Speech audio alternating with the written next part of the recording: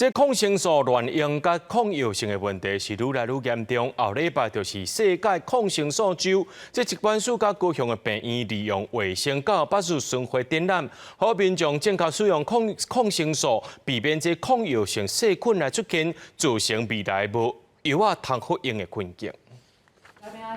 哦，这抗生素是一届食一粒，一天食3届，你要照时间食哦。啊，我开一礼拜份爱食有利哦，千万唔通家己听药哦。医生开药方的时阵，特别提醒民众，抗生素一定爱食好煞，因为接拄着民众无完成抗生素的疗程，也是甲药啊乌白送互亲情者，致使患者身躯内底的细菌对抗生素产生抗药性。未来若个拄着细菌感染，就爱使用更较复杂的药啊。因为药物的组合可能会产生更多的副作用或不舒服，所以原则上我们还是希望，如果药物可以保持它的有效性，那我们就不用使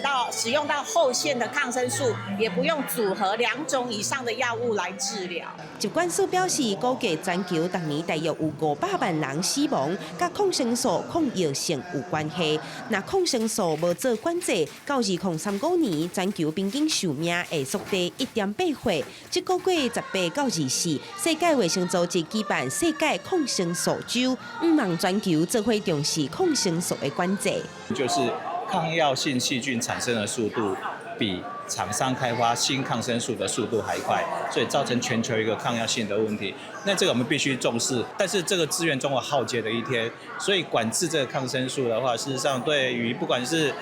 政府单位、民众单位或是